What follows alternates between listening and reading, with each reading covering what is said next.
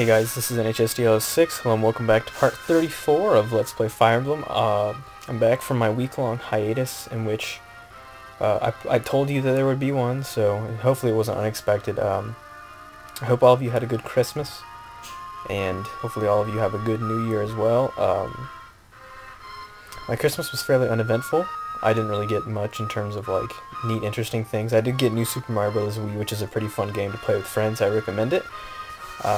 But other than that, I just got, as my mom liked to call them, practical gifting. So in all reality, and this might sound strange, but for Christmas, my parents generally hold off on getting me things. Not me personally, but like my family things.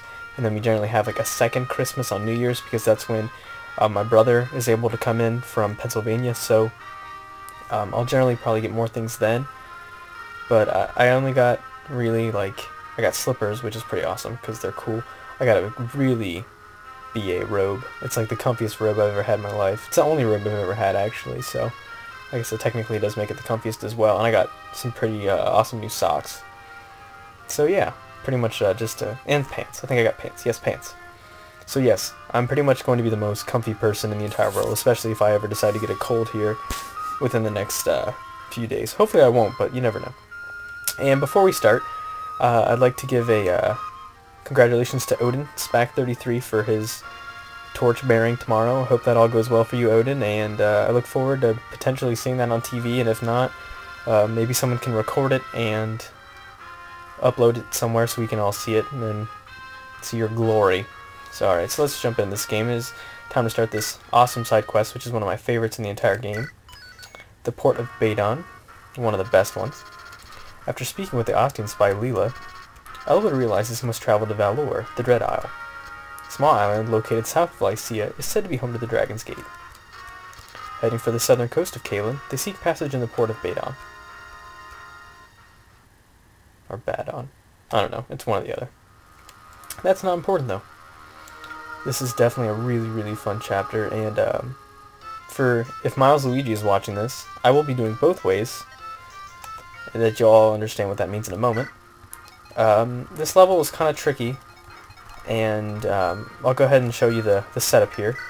You have two routes that you can take. You have this one, which is protected by the houses, or you can head north and go around. What I recommend doing is both. I'm going to set up people here to make a defense. I'm going to have 3 people here, and I'm going to have a healer here as well. You don't get very many units, so you have to be careful here. So 3 units here, and then a healer, and then I'm going to send some other units to go this way up and around. And you get a new character in this level, which is one of my favorite characters to use, because it's the only character that you get in that class. So I recommend picking your characters wisely. We're going to go ahead and put Raven in this chapter. He seems like a good choice. And let's see, we can have one other character. Don't really know. Let's see. Well, since I decided that Kent was going to be my guy, we'll bring him and Lowen along since they seem like the 2 most reliable of my cavaliers. Make sure that everybody has adequate weaponry, which I believe they will. You're going to want to put your stronger characters defense-wise towards the north, and then you can send your, well, we haven't been bringing Lynn along, have we? No, she can sit out this chapter, that's fine. And I recommend giving, although Raven has the steel sword equipped, I recommend giving him something else. Perhaps like an iron sword or something like that.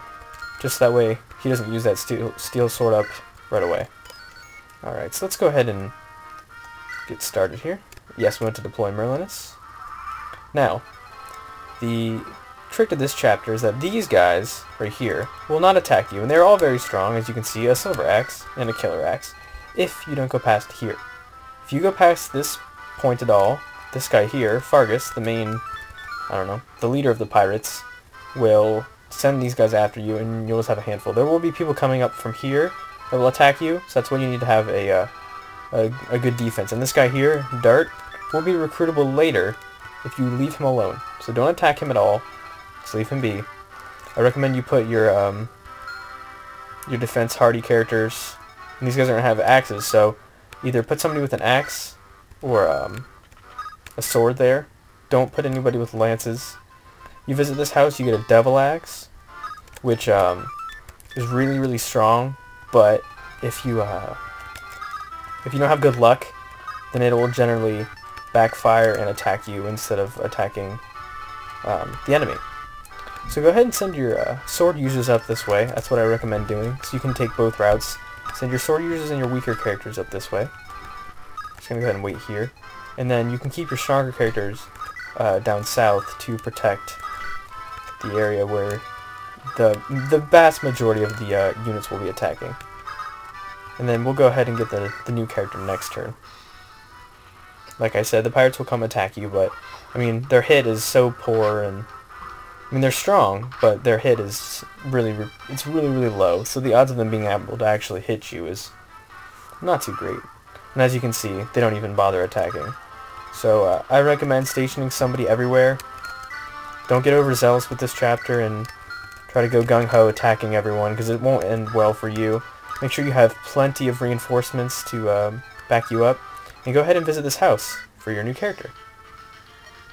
Pardon me, I was speaking with an old sailor a few moments ago. He told me that you're planning to travel to Valor, is that so? Really? And that's why... okay, who cares? That's beyond the point. But we get Canis. He is a shaman, the only one that you get in the game. He starts out at level 8 and his magic is quite high. And he wields dark magic. So it's the only dark magic user that you get in the entire game, so utilize him wisely. Definitely a really awesome character. So, you know, feel free to use him. He's one of my favorite characters to use. He comes in handy at the very last chapter of the game for reasons that are going to be unknown to you for now.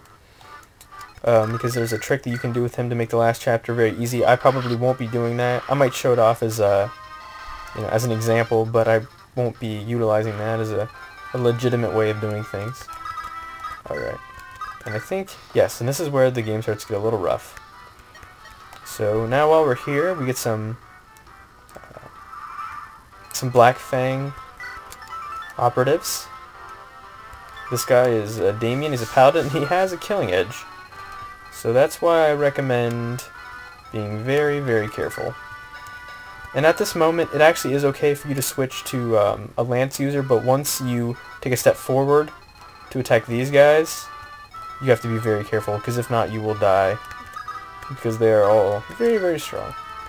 So I recommend setting your weaker units, or the units that you don't want to be involved in this debacle up there, and then you just wait it out until they come to you. Do not go to them, they will come to you. It's very nice, very handy. And sending units up north is also a good way to get the units that are weaker and need more experience. So yeah, it definitely works out to send a weaker unit like Raven, since you just got him last chapter. This is a good chapter to train him up with the enemies. You can train him up using this over here, this arena, but I don't know, most people consider that cheating, and arena abuse is something that's kind of frowned upon if you want the game to actually have a legitimate amount of difficulty. Okay, so we're just going to keep going this way, progressing up north. These characters aren't going to really have too much of an effect on the actual battle here. Let's see, just for fun. Let's make sure that we're well equipped here. Yeah. Might as well. Let's just take them head on. I have nothing else better to do.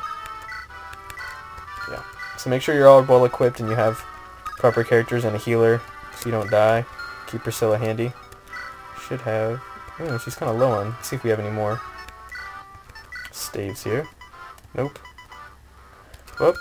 Looks like we're running on luck this time. Alright, so let's do it.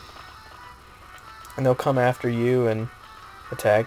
In hard mode, this is actually quite possibly one of the most difficult chapters there is. Very tough. And Raven will get a nice level up here. Hopefully we'll be able to finish this in the next minute and a half, or at least let the enemy take their turn. That's a great level up. I'll take it. Alright. Come on.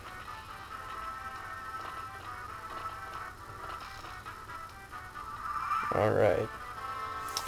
So it looks like that's going to probably be all the time that we have for this part, and you'll actually get to see the the massive rampage that goes on in the next part. Whether I succeed or I die, I guess you guys will all have to find out next time. So I've been HSCO6. Thanks for watching. See ya.